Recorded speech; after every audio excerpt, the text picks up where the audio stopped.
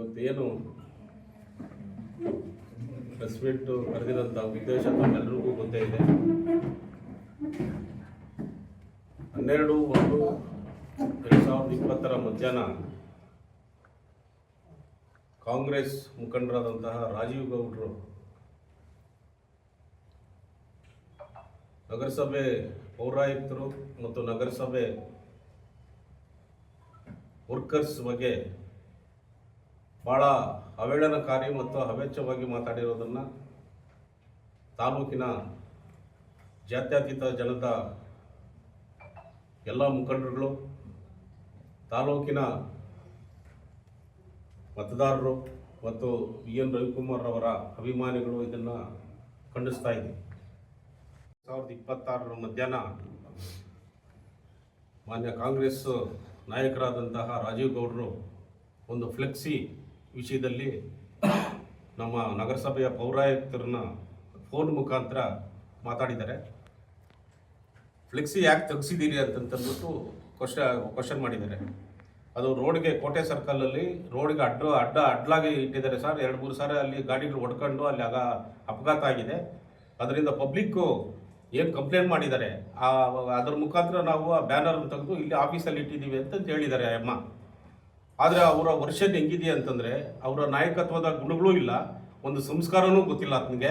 ಆದ್ನಾಗ ಅವ್ರ ತಂದೆ ತಾಯಿ ಸಂಸ್ಕಾರನೂ ಕಲಿಸಿಲ್ಲ ಆತನು.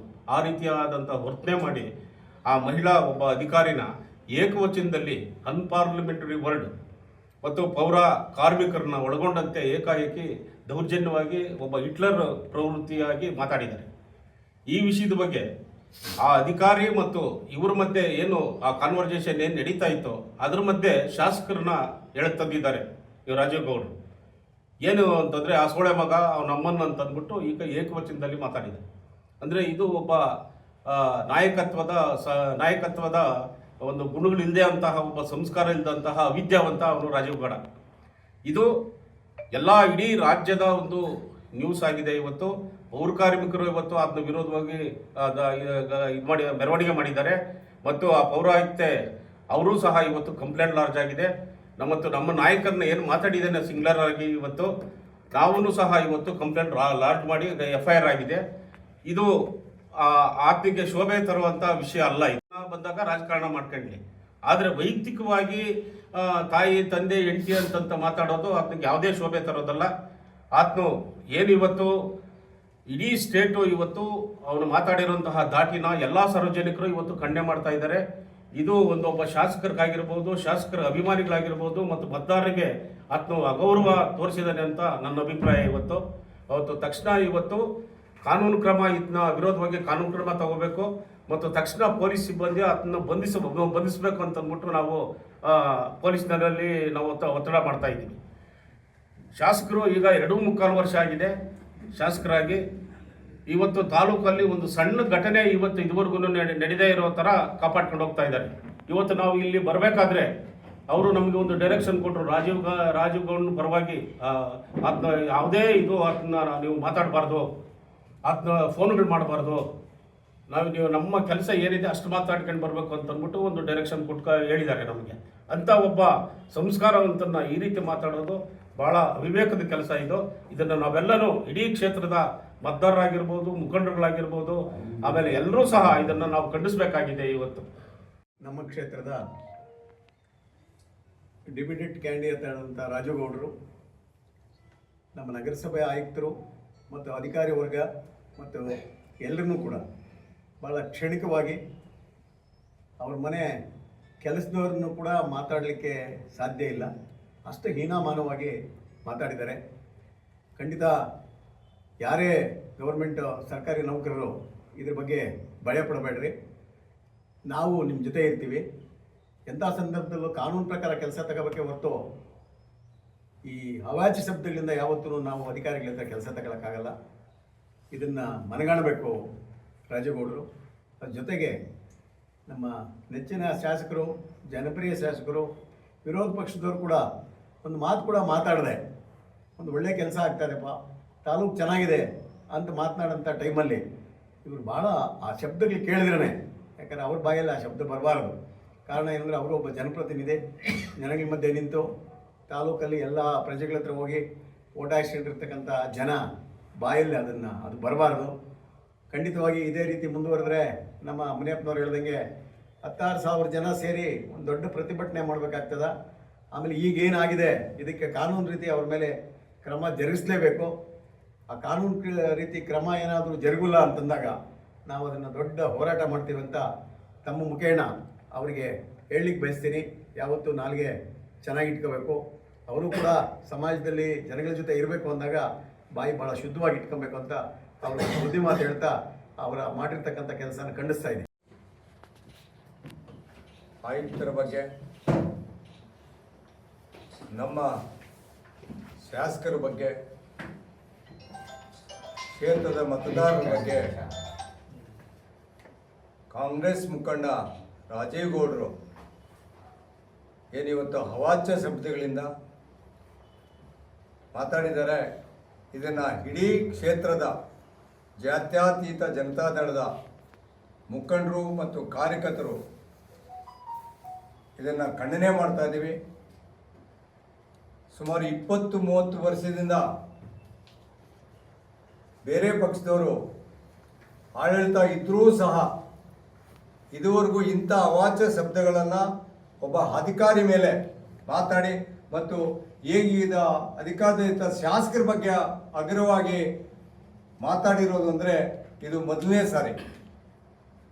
ಯಾಕಂದರೆ ಸುಮಾರು ಹಿಂದೆ ಕಾಂಗ್ರೆಸ್ ಮುಖಂಡರು ಮಂತ್ರಿಗಳಾಗಿದ್ದರು, ಶಾಸಕರಾಗಿದ್ದರು, JDS ಶಾಸಕರಾಗಿದ್ದರು. ಇದುವರೆಗೂ ಯಾವುದು 30 ವರ್ಷದಿಂದ ಇದುವರೆಗೂ ಇಂಥ ಘಟನೆ ನಡೆದಿಲ್ಲ. ಎಲ್ಲೋ ಒಂದು ಕಡೆ ರಿಯಲ್ ಎಸ್ಟೇಟ್ ಮಾಡಿಕೊಂಡು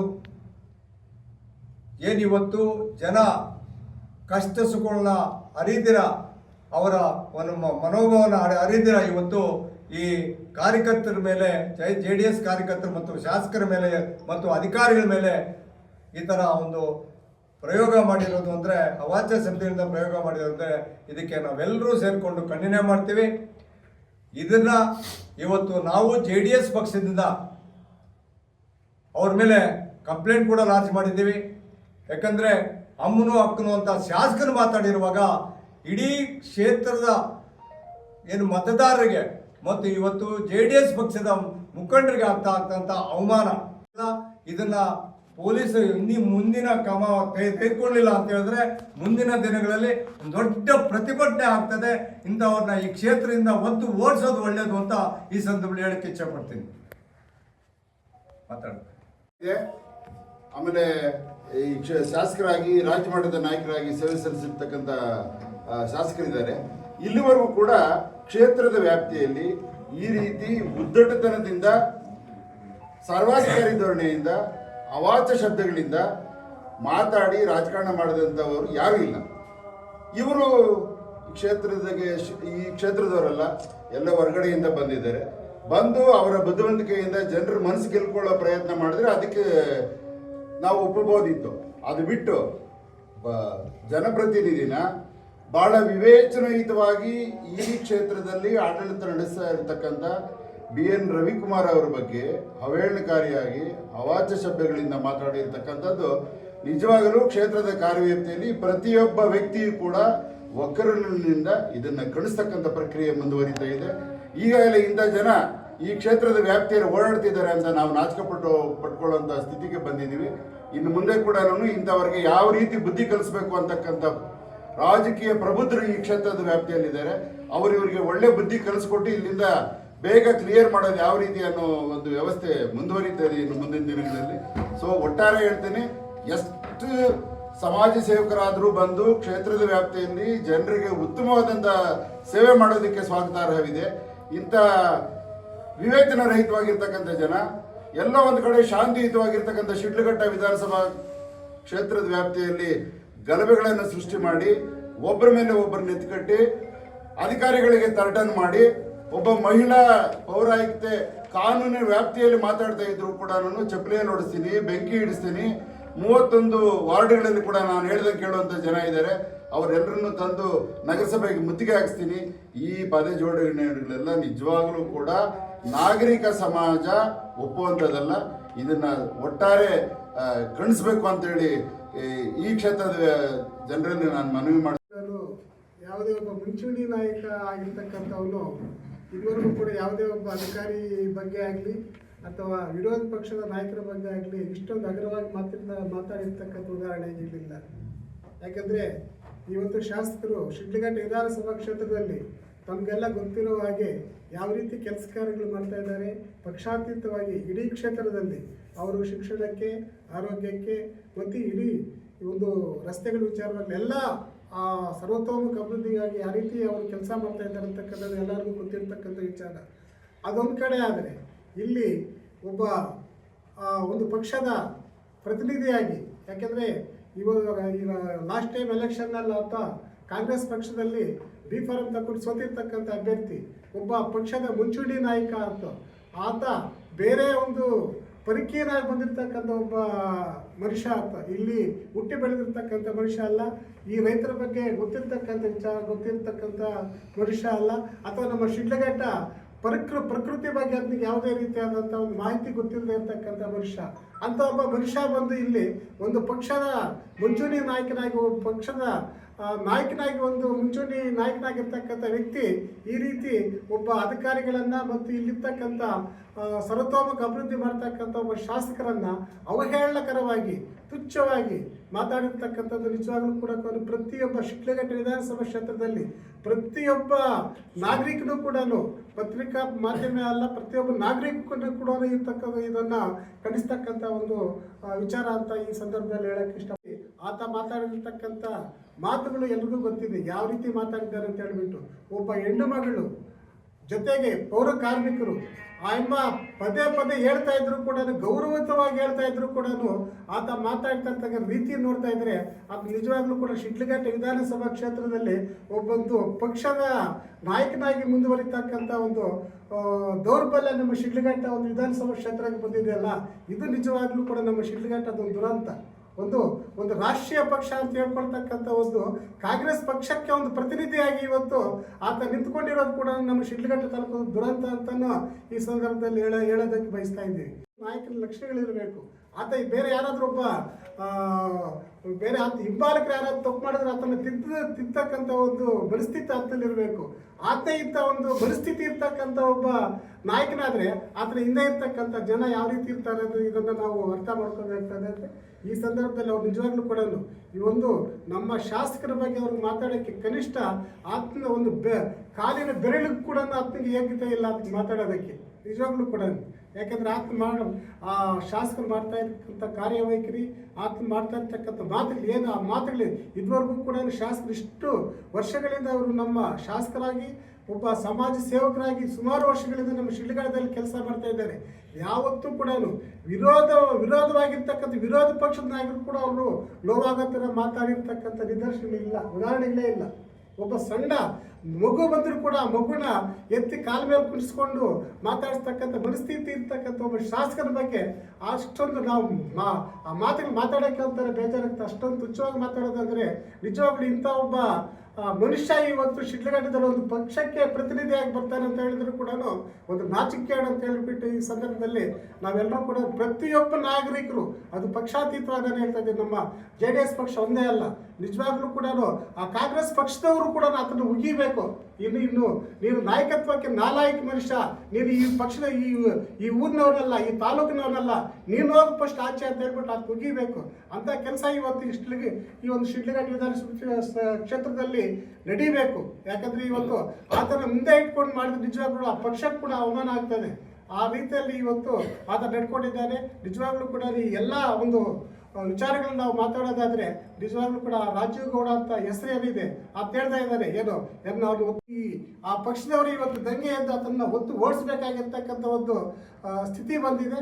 ಅದನ್ನು ಅವ್ರು ಮಾಡ್ತಾರೆ ಅಂತ ನಾನು ಭಾವಿಸ್ತಾ ಇದ್ದೀವಿ.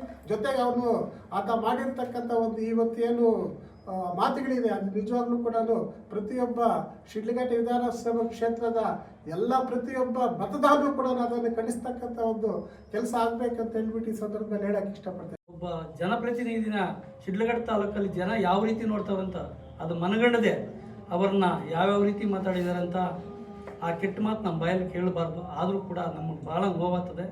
ಅದನ್ನು ನಾವು ಖಂಡನೆ ಮಾಡ್ತಾ ಇದ್ದೀವಿ. ನಾನು ಒಬ್ಬ JDS ಉಪಾಧ್ಯಕ್ಷನಾಗಿ ತಾಲೂಕಿನ ಜನತೆಗೆಲ್ಲ ನಾನು ನಮಸ್ಕರಿಸೋದೇನೆಂದರೆ ಇಂಥ ಜನನ್ನ ಅವಕಾಶ ಯಾವುದೇ ರೀತಿ ಬಂದಾಗ ಕೂಡ ಅವಕಾಶ ಕೊಡಬಾರ್ದು. ಒಳ್ಳೆಯ ಜನ ಯಾವುದೇ ಪಕ್ಷದವ್ರು ಬರಲಿ ಅವ್ರಿಗೆಲ್ರಿಗೂ ನಾವು ಸಹಕರಿಸೋಣ ಅಂತ ಈ ಸಂದರ್ಭದಲ್ಲಿ ಹೇಳ್ತಾ, ನಾವು ಶಿಡ್ಲಘಟ್ಟ ತಾಲೂಕು ಪೊಲೀಸ್ ಸ್ಟೇಷನಲ್ಲಿ ಕಂಪ್ಲೇಂಟ್ ಕೊಟ್ಟಿದ್ದೀವಿ. ನಾನೇ ಕಂಪ್ಲೇಂಟೆಂಟು ಶ್ರೀನಿವಾಸ್ ಗೌಡ ಅಂತ. ನಮ್ಮ ಉಪಾಧ್ಯಕ್ಷರು JDS ಉಪಾಧ್ಯಕ್ಷರಾಗಿರೋದ್ರಿಂದ ನಮ್ಮ ಮುಖಾಂತರನೇ ಕಂಪ್ಲೇಂಟ್ ಇದಾಗಿದೆ, FIR ಕೂಡ ಆಗಿದೆ. ನಾವು ಮುಂದಿನ ದಿನದಲ್ಲಿ ಪೊಲೀಸ್ನವರು ಕೂಡ ಅವ್ರ ಮೇಲೆ ಕ್ರಮ ಜರುಗಿಸ್ತಾರಂತ ಈ ಸಂದರ್ಭದಲ್ಲಿ ಹೇಳ್ತಾ